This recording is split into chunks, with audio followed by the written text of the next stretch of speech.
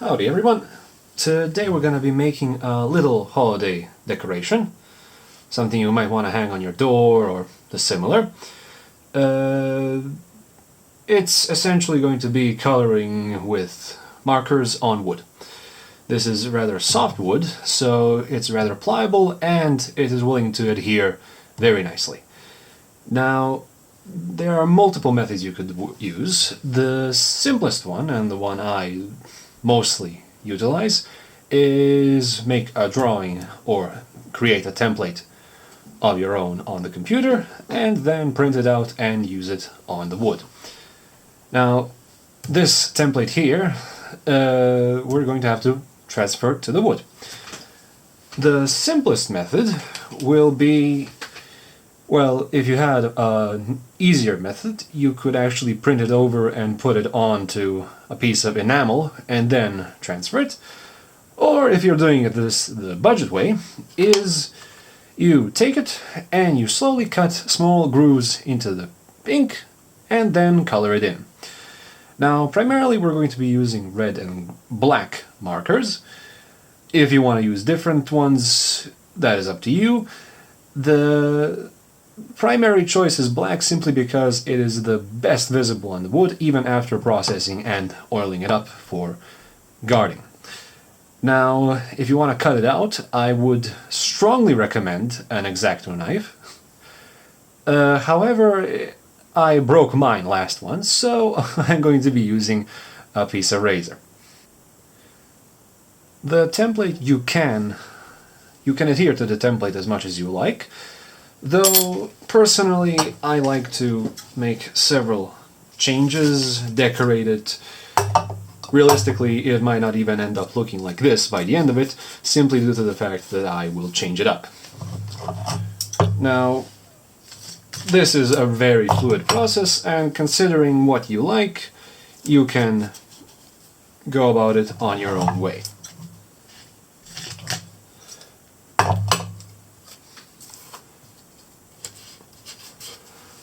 What I would also recommend is being quite careful how you place the wood that you are drawing on. Now, realistically, you would be using something relatively soft, but you also want to take a look as to how the wood travels. If you're doing it like this, your ink is more likely to stain. I'm turning it this direction so that the lines in the wood travel this way. Drawing on this way is more likely to have it splotch. We are actually looking for that because it gives a more rustic aesthetic, which I personally like. Some may not, and if you want to avoid that, you turn it the other way around. In that case, the lines will travel downwards and you're much more likely to color it nicely. You could use spray paint as well, but that can be quite messy.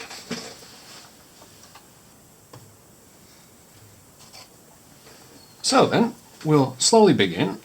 You start from the area that you want to have the least amount of business with, meaning that you want to avoid it as much as you can. So travel down to up so that you're flipping the template up and down at least as you can. What you also want to do is make sure that when you're cutting these spaces out, well, obviously be careful not to hurt yourself, but also make sure that when cutting, you leave spaces so that you don't actually splotch it directly. If you want to make it more spaced out, you want to be careful on your template. Also, if you want to use colors, I recommend not using pencils since it will distort the color. But if you use more crayons or something similar that is more easy to splotch out, well, you're more safe in that regard. So we'll begin at the sack and work our way up, as they say. Now again, this process is rather slow, so take one piece out as you go. You're in no rush because, believe you me, once you begin something this size, you're going to be stuck at your desk, table, workspace for quite a long amount of time. And rest assured, if you're slow and careful, your piece will look quite nice in the end. Now again, I am aware this currently looks like a, well, sort of an exploding volcano without the lava flying about. Realistically, we are going to be coloring it a bit differently and making it look a bit nicer. I must admit, this template was made in quite the rush, and I simply made it so that I can edit it as I wish and make nice little changes as I go. So, be nice and careful with your work. Easily take it off the template, and there we go. Now, despite this being mostly a black and white piece, I'd rather have it pretty colorful. So we're gonna try and maintain that without diluting it. The problem is, when drawing on wood, there's quite a limited amount of colors that will adhere properly, at least if you're using markers. Markers will best stick to black and darker colors. Simply safer and less likely for you to mess something up. Now, if you're really confident in your abilities, you could also use spray paint, though I'd rather stay on the cautious side there. Again, it's a slow process. So, we'll go one by one, slowly taking these out. There we go. And coloring as we go.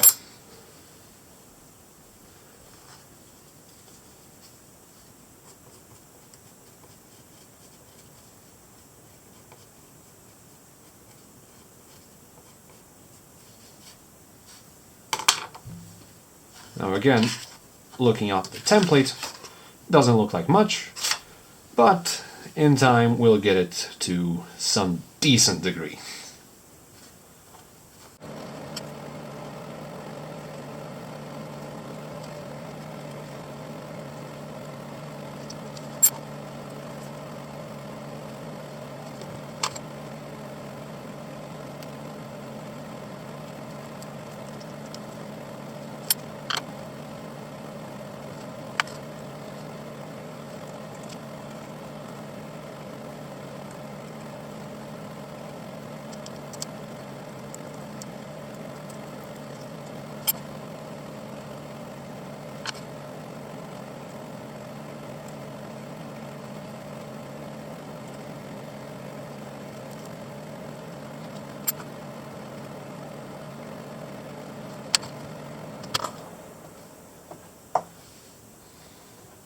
Looking at this one again, I think I'm going to change my mind on Santa's boots, and, well, he doesn't lace them, probably. I'm guessing he just has those big wellies. So, off the laces go, though we're gonna keep the heel.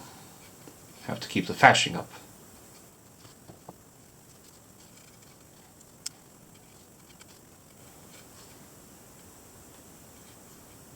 Could have given him a few spikes on the boots as well, but we're looking for jolly Christmas this time around, so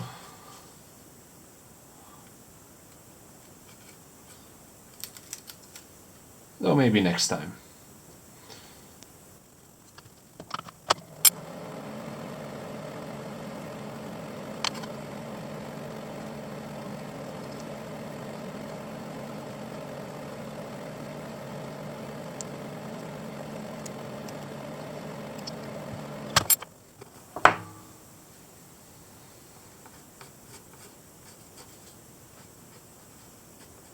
If you make a template of your own and decide to do something similar, don't worry about doing heavy curves or similar things, because in the end, this thing's only purpose right now is nothing but the transfer on wood. Later on, you can do as you please with it, and then draw some additional features. For instance, I am rather certain the bag could use some work, so I'm going to, well, give it a few little tassels maybe. I already know the red is going to be very fun to fill in, but as I said, we're trying for jolly, so may as well make some accommodation for it. You want to be very gentle with the edges, especially if it's something this finicky, because at the end of the day, it pays off to take it nice and slow. You're not in a rush, and you have all the time in the world to fill in such a thing. Now, on my end, I'm using red pencil. Now, you could use something else for the colorful markers, just to make your life easier when coloring, but I recommend this since it's the simplest method.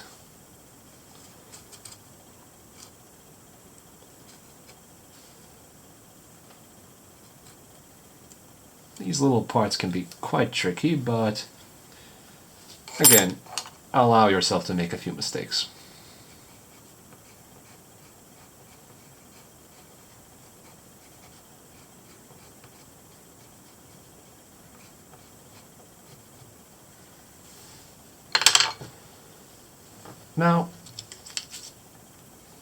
Now we did quite a few of these, and very soon we're going to be getting up to Santa's waist. So, in the interest of making your lives a bit easier, we're going to just take a lower part of the template off, so that we have an easier time later. For this I recommend scissors. If you don't have those, well, I don't know how I can help you then.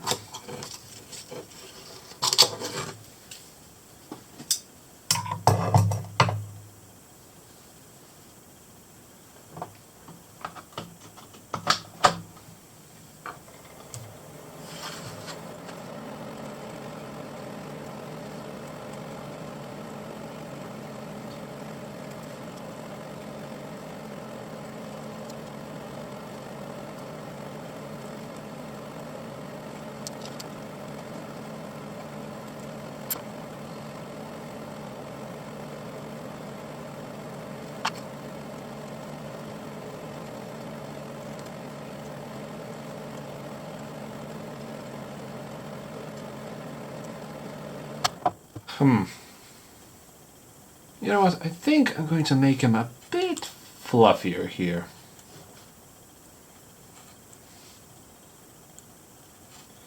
You can, of course, make edits as you're cutting it out, which I wouldn't recommend, but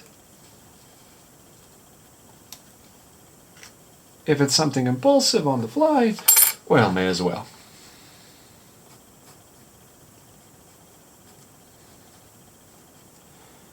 Again, don't worry about messy lines on the inside, because for most of these surfaces, they're going to be colored in, or just reworked. But also, end of the day, if you're doing this with the marker or a spray, it'll be quite easy to just erase it. As far as the scalpel lines are concerned, they are mostly hidden, and after some processing, they're rather difficult to catch, unless you're actively looking for them.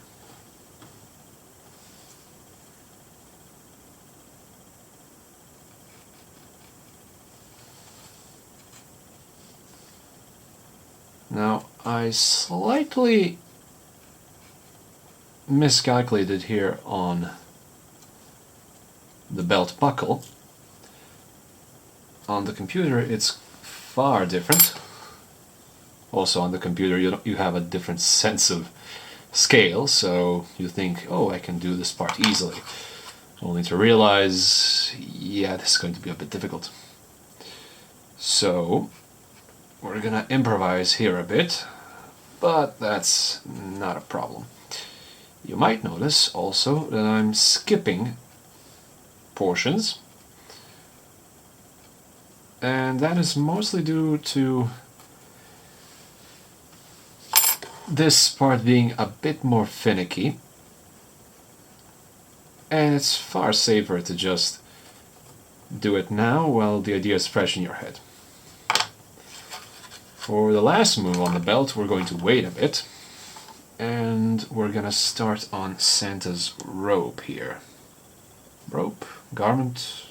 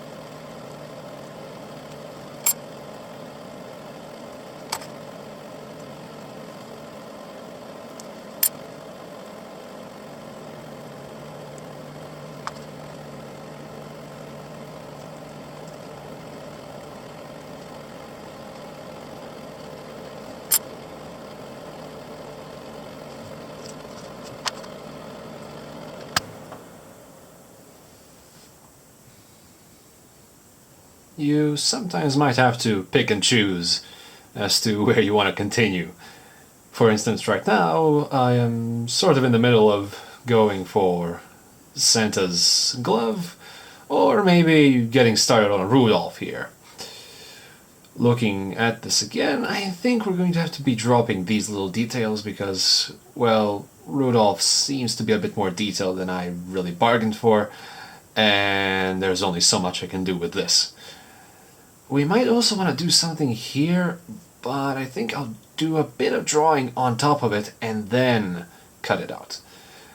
Might save me some time later and make it a bit easier. End of the day, his leg, I think I did it a bit crooked, so we'll do some work as well there. Either way, I think I'm gonna get started on Rudolph and then continue.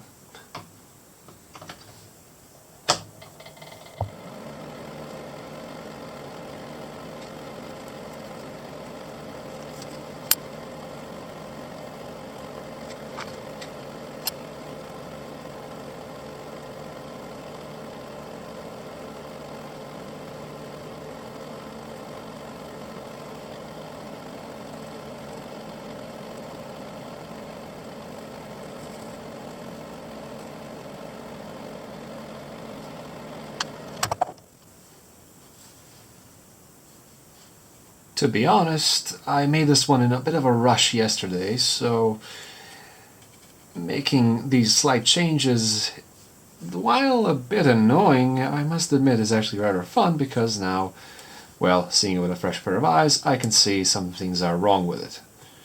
For instance, in my style, where I like to keep things nice and separate like this, such connections here are a bit daunting, and making it a bit more fluffy is always something that should be interesting.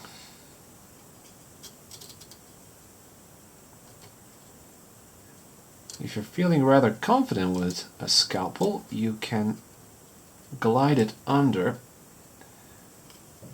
though we're asking for precision here, so I'm going to refrain as much as I can. This part might be a bit dicey and might need some repairs later on, but we're gonna cut it out all the same. There we go.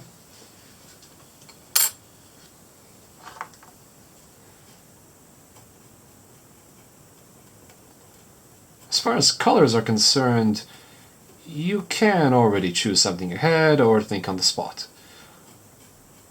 Honestly, mine are rather limited, and considering my material, I'm not really all that flexible right now.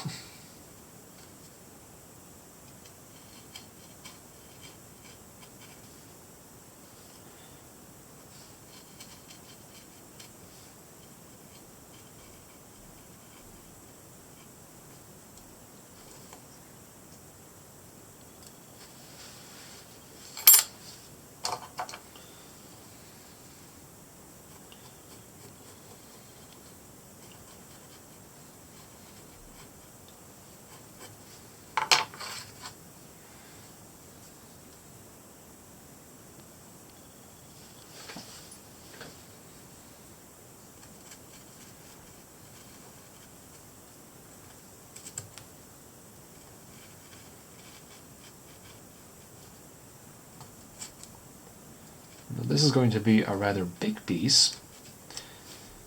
If you're not feeling up to it, you can always cut it up into smaller ones. But as I'm decent at this already,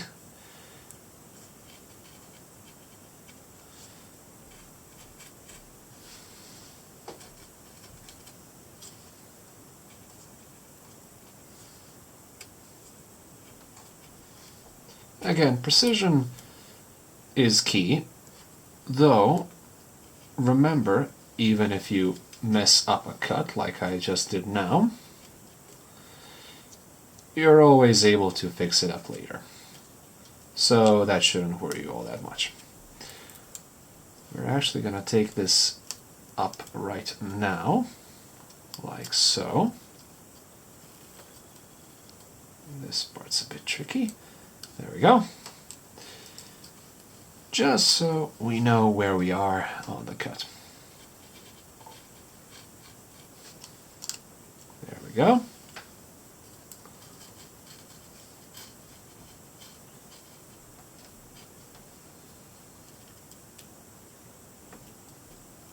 There. A bit of a miscut here, but we can rectify that.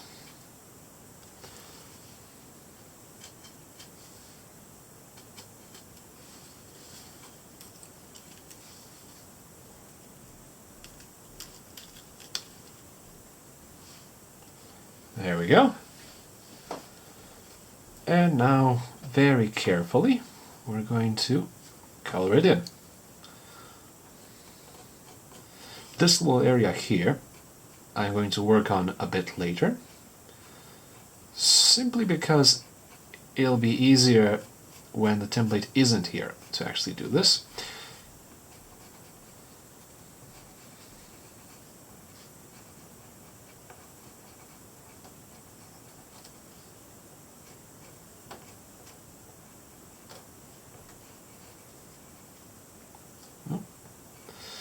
Glove seems to be coming off, but shouldn't be a problem.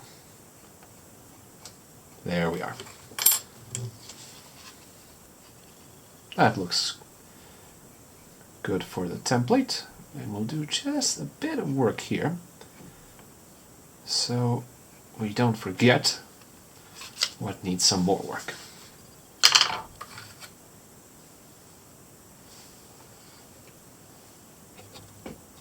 Okay, so now we'll just keep on moving, and slowly but surely we're going to lift the template, and we'll have ourselves a Santa to color in as we please. Now, again, it's up to you how you want to actually color him out. I am going to opt for black, red and white ensemble. I'm not sure if that's how it says.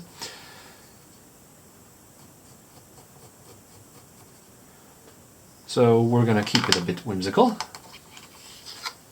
but end of the day, slowly but surely cut out these pieces, and hope you can see what I mean by the make our lives a bit easier on the cutting out the used up part of the template, because as you can see I am forced to pretty much constantly keep holding it. Now again, I will have to hold it even if it is shortened a bit, but it's a bit easier and less likely to run away with me.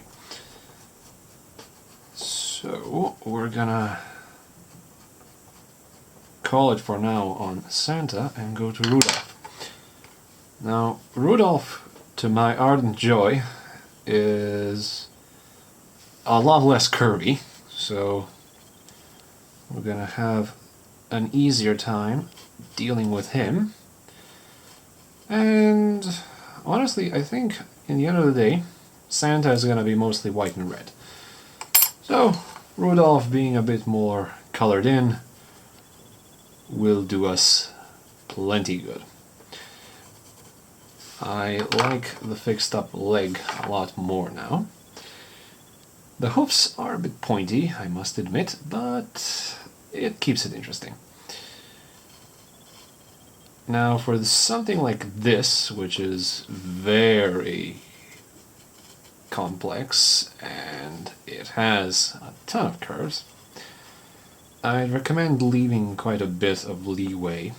So these folds, you go a lot wider than you need to be, because in the coloring stage it will thank you on that front. Like here, there we go, and like so. Now I could lift this, but I'm not gonna completely. We would like to keep this a bit more open. There we go. And here we are. So the less pieces we have flying around, the easier it is to complete. Now granted, I probably should have done away with his front leg, if that makes any sense, first, but this way you can see what happens when you don't follow a decent order. There we go.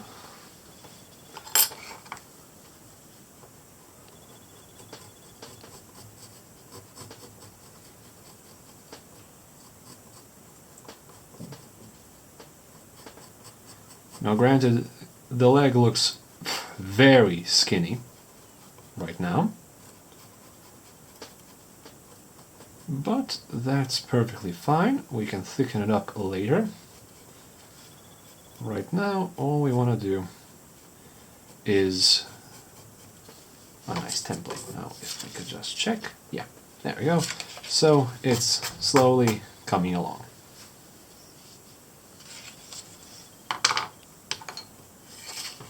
The main reason for these templates in general is that if you're confident enough in your abilities, you can do these right off the bat on the wood and color in that way.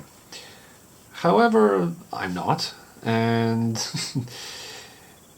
erasing a sketch on wood, while doable, I would rather avoid it and simply draw it on the computer and then execute it, as it would be said, on wood. This process is a bit more time consuming, but end of the day, I dare say it makes up for it in precision. So that's something I have to admire about the process. Take it slow, and it'll look good. Rush it, and, well, you're liable to mess it up. Now, I will admit, I am rushing a bit. Though this is mostly because I want to make sure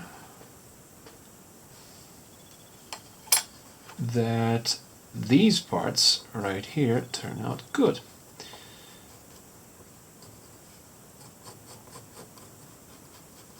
So, there we go.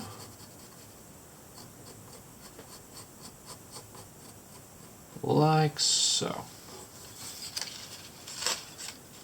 Now we're going to fix it up just a bit. We aren't going to be doing everything right now.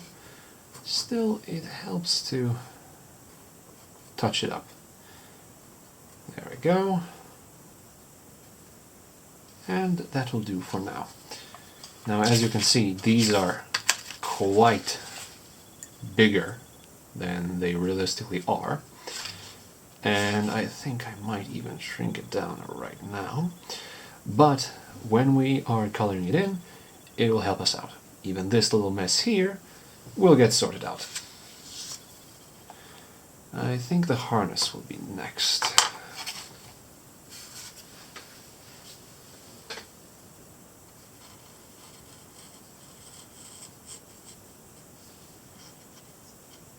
Now, what you can do, especially what I'm going to do in this case, is hack it up into smaller pieces.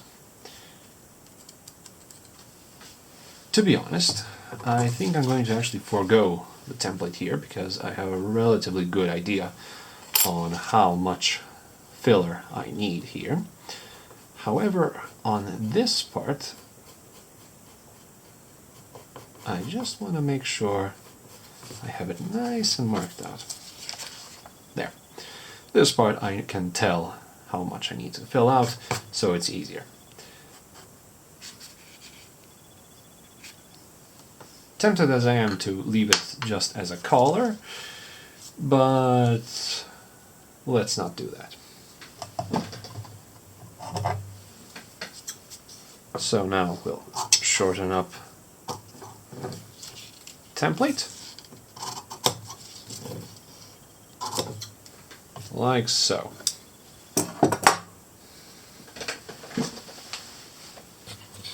Right then. So we'll continue. Simply looking at it, I think I'm going to do now the details of Santa's face. And seeing as it might be a bit finicky, and I think I might want to play with this hair a bit more, let's just speed through this one. So, when I'm done, I will get back to you on that one. Alrighty then. So, now we did Santa's face. I will admit it is incredibly messy right now, but later on we'll be able to fix that up. So, right now we're going to be doing the arm and the gift. So, let's get to it. Okay, so we just completed Santa's face and the gift. All that remains is we take care of Rudolph here, and with that we're gonna be able to start coloring.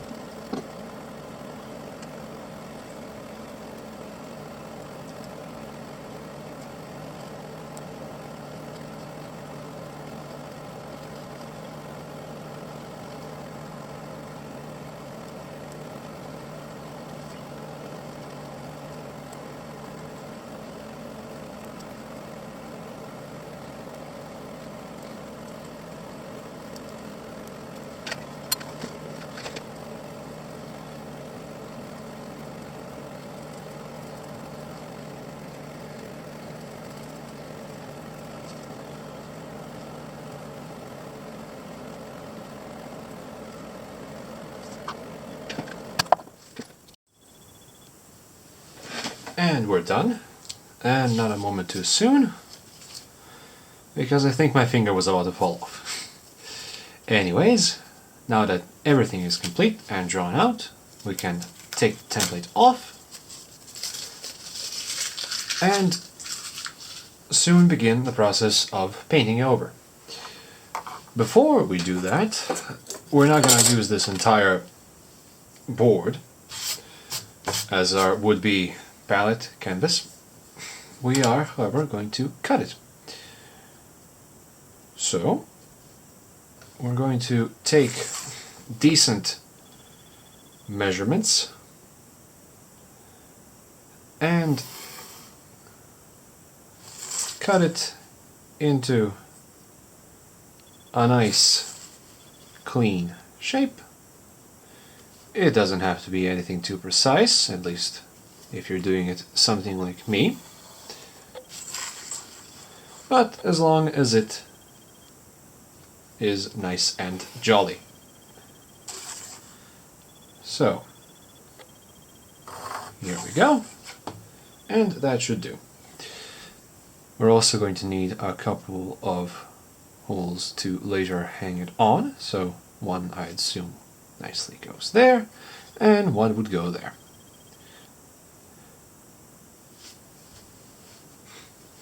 While we have a bigger board, we're also going to use this time to do some nice touch-ups. So, one thing that I don't really like how it turned out is Santa's beard here. So, we're going to do some work on that.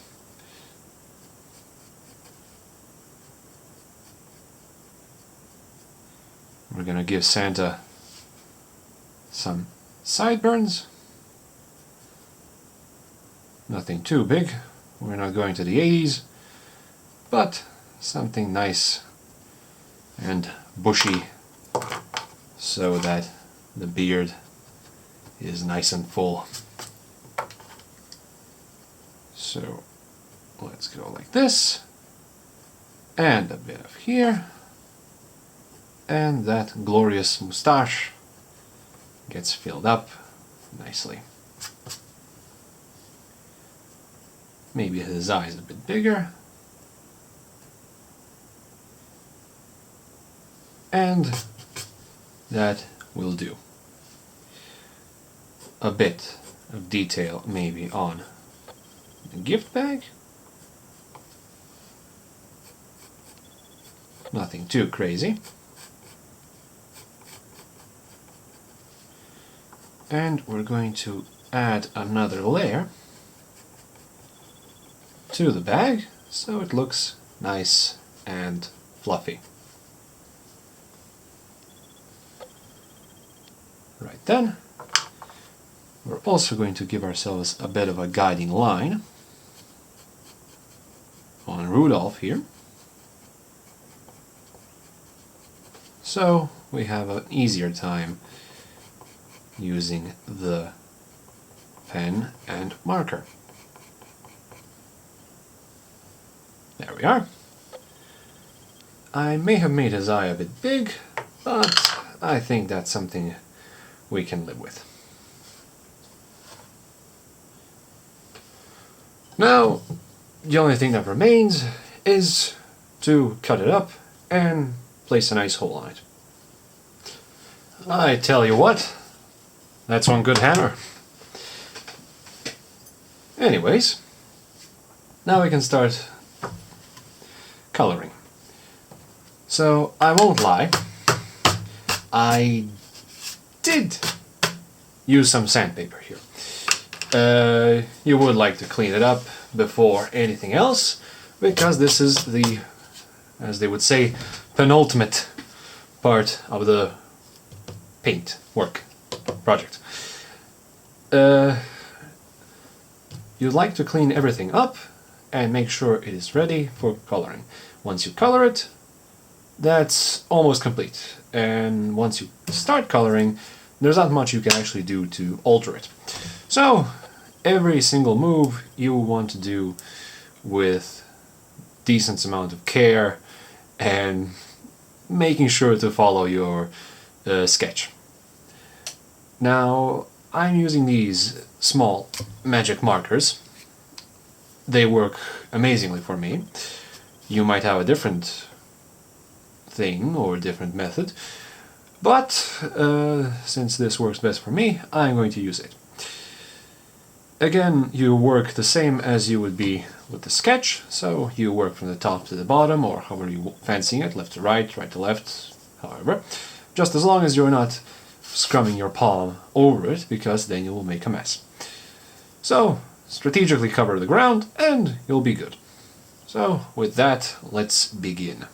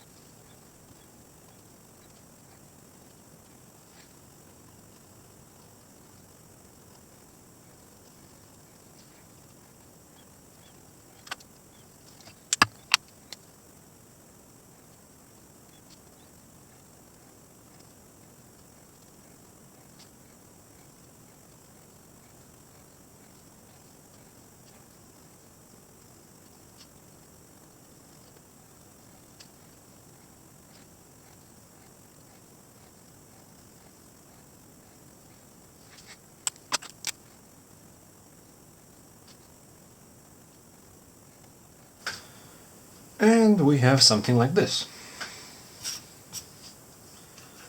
There we go. Just a few touch-ups. The hat is a bit off, but I like how it turned out. I gave him a nice little... the tip of his hat.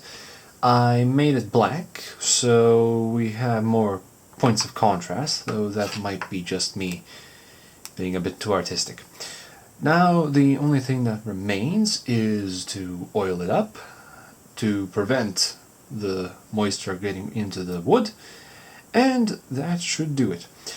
Though I would recommend not oiling it up right off the way, but letting it sit a bit and dry.